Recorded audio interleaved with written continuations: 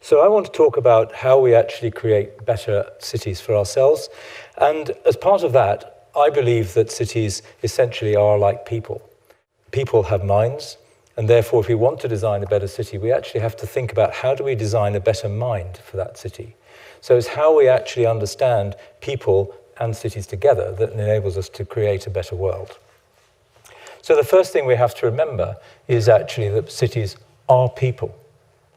And how we actually create cities in a way that are going to be better for people in the future means that we have to think about that. This is a hugely important problem. Half the world's population at the moment live in cities, and that we know is going to increase over the next few decades.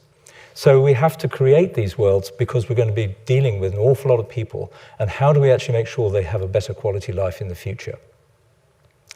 So if cities are going to be people, then we actually have to think about how we actually play that. So I looked at a city in Latin America which had undergone a phenomenal change. In 1990, it had 15,000 homicides in a city of about 1 million people. That meant that if you walked down the street, you were quite likely to be shot. This tended to stop you from walking down the street. So when they wanted to change that city, they had to think very carefully about how they were going to do that. And what they realized was that the first thing that they had to do in the city was actually get people to trust each other, so that if you wanted to walk down the street, you were not actually going to be shot. And you had to feel that way. So to do that, they started thinking about what's important. And the first thing they came up with was the idea of what I call a courteous city. This is a city where people do trust each other. So we design the city to encourage that trust. We design the city so that it enables us to be able to trust each other in a way that makes us less stressed, more polite, if you like. Cars stop at the pedestrian crossings for people to cross, and so on. That became a core point, because without that, everything else would not work. Cities are people. The second thing they had to do is make sure that those people had things to do. So they needed activities, employment, they needed leisure, they needed education, they needed sport, things to do. But there's no point in having things to do if they're not accessible to everybody. So those activities had to be accessible to everybody. They had to be affordable, they had to be able to be reached by people with disabilities, or older people, or younger people. And that meant a lot of issues around how that was going to be designed. The third issue that they tackled was the sense that people needed to sort of love the city. They needed to feel that that city was theirs. And ownership is a great thing, but it actually only works if you have the other side of that coin, which is responsibility. The city works for me, I work for the city. I work for the city works for me. It's a two-sided issue, but if you don't have the one, you can't have the other. And the sense that people felt that the city was for them meant that they could actually help to share that sense of trust that we were talking about earlier. That tended to mean the city had to be kind of beautiful, aesthetics. It had to appeal to the senses. And so they had to work out what that meant physically in terms of design, but also what did it sound like? What did it feel like? The fourth aspect that we'd had to deal with was health. There's no point in having a city if people die in it. So health was very important. They had to work out how to make sure that infections were not transmitted, that people could breathe clean air, drink clean water, and so on. And the fifth aspect was to think about the future, in the sense that the future generations of the world will need to take their own decisions about the needs that they encounter at that time. None of us in this room knows what those needs will be, but we can actually think a little bit about how they're going to have to make those decisions. But what decisions we make now that will affect those decisions are actually really important. Because, for example, we can think about decisions taken now which preclude possibilities for those future generations. So, for example, we can think about London. London, 120 years ago, we were developing the underground system in London. And some of those lines were quite long. And the London Underground companies of the time were advocating people commuting from the suburbs into the centre of London to work, to go to the theatre and whatever. And to do that, they showed posters of people commuting from the suburbs. And those people were wearing top hats. Some of them were wearing Edwardian lace dresses. They were reading books. And they were sitting very comfortably in the train, occupying themselves on their commute into the suburbs. But anybody here who has ever been in the London Underground in the morning peak hour during the commuting time will know that actually what you have now in that train is 4.5 people per square metre crammed in like sardines trying to get to work, a not very pleasurable experience.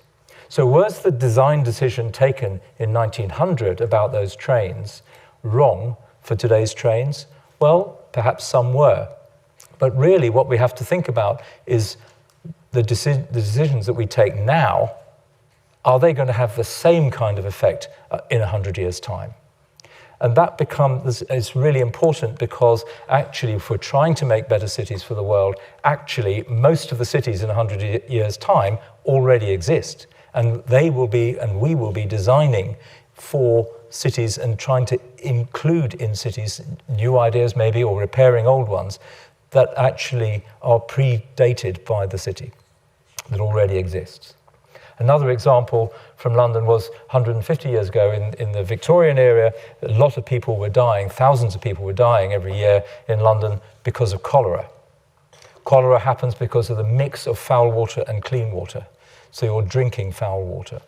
So the solution to this was to build a massive engineering project that produced drains all over London in order to take all of the foul water away from the clean water and pump it into the river. And to do that, you needed a massive pumping machine. And this is a picture of the pumping machine. Doesn't look much like a pumping machine.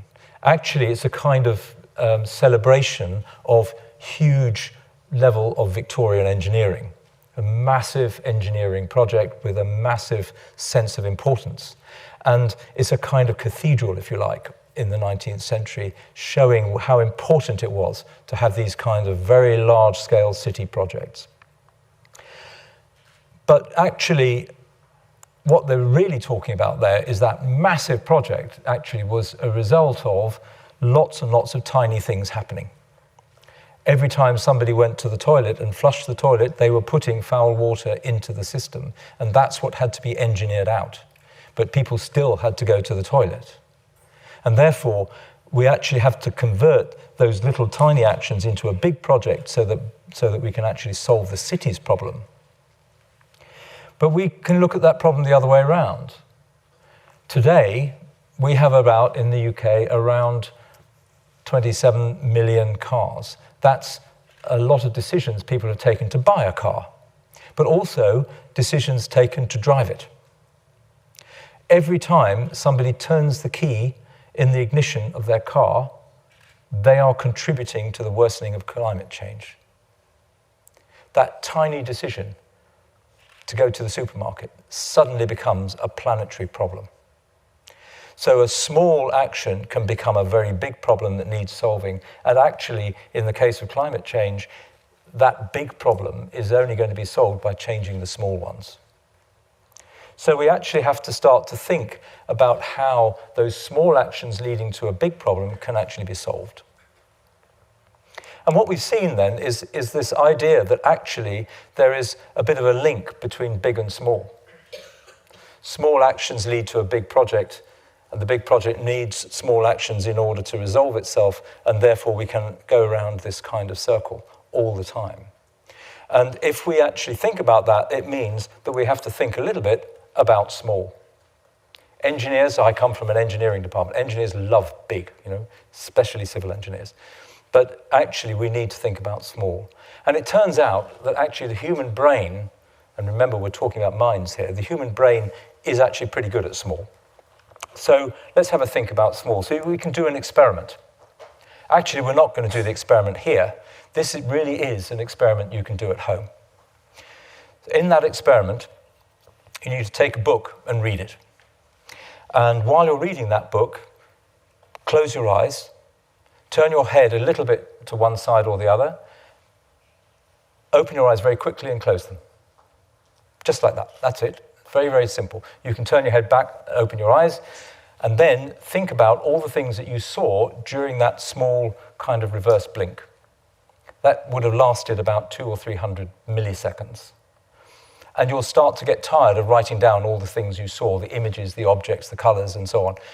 An awful lot of things. That's because the brain is receiving massive amounts of information all the time. About 11 million bits per second of information is the capacity of the brain to be able to take in. Your conscious awareness, on the other hand, is much less than 80 bits per second. So somewhere between 11 million and 80, something is happening in your mind. And what is actually going on is the mind is actually making selections about what it's going to do. Imagine you're going along the road, talking to a friend, chatting away. What are your feet doing? You have no idea what your feet are doing, but they are actually avoiding obstacles. They're avoiding changes in the surface, puddles of water, other things you don't want to walk in, dodging other people, and so on. You are not organizing your feet. If you had to think about your feet, you'd probably fall over. So your brain is actually being driven by your mind's choices about how it deals with images coming in from your lower peripheral vision in your eyes and your ears and your touch and so on to tell you about the ground, and driving your feet while you are actually consciously talking to your friend. So that division between pre-conscious and conscious is actually really, really important. So if we want to make a city with a mind, we have to think about that. So let's think a little bit harder. Imagine yourself, you actually have not one but two bodies. The first body is the physiological body that you are actually very used to. This is the body that people can observe. A third person can come up, we can stick instruments on you, we can measure everything about you, and we can analyze all that data, and we can make that very strong. The lived body, on the other hand, is the body of your experience, of all your life experiences. Let's look at that in a little bit more detail. So the living body, we have the organism, we have all the various pieces of that organism and the things that you're doing. We can observe. It's objective. And we take a lot of trouble to make sure that we see that without intruding into those observations so that we can analyze and get an objective picture. We have the lived body, on the other hand, actually is a matter of your genetic history. It's a matter of all the past experiences that you've had in your life and the subjective piece that you have, your interpretations of things that you have. It is affected by the environment, if it's cold or hot. It's affected by your present experience. Everybody in this room has arrived in this room from a completely different trajectory of all of those things. We are all experiencing the same event, but we're all actually subjectively looking at it in a very different way. So the future subjective piece that we're going to have is actually going to be very, very different. So what we're designing for is the present. The present in the future is going to be simply another present in the future that we don't yet know. And the present in the past was simply a present some time ago. So what we're actually designing for is how do we actually make these collective, simultaneous but separate perceptions of what is happening in this second, right now, collectively, how does that tell us how to design this room? How does it tell us how to design our city? So what we actually have to look at is how we design the city for time, for the time that people take to talk and socially interact with each other. We're designing for social interactions. What does that mean? Well, this is a photograph of one of the great tourist pieces of Havana in Cuba. I love bollards, okay? So these are bollards in Havana. You might notice they look a bit different from bollards in England. And so that's because in Cuba, they cannot buy concrete because of all the economic embargoes and political situation there. So they found lots and lots and lots of bronze cannons from the 18th century from the British Navy, and they had loads of those. So they used those for bollards to keep the cars out from the pedestrianised city centre. And there you see some bollards. And the physics comes in here. If you put an 18th century British bronze cannon into the ground far enough that it's rigid and can act as a bollard, it turns out that it's the right height for somebody to lean on. So people lean on it. And you can see here people leaning on the bollard. But actually they're also having conversations. Some of them having coffee, a couple might be having beer. But what you're actually looking at there is a whole pile of social interactions. And those bollards are actually creating that social space, that time, that interval for people to socially interact that creates a culture, that creates a city that is livable.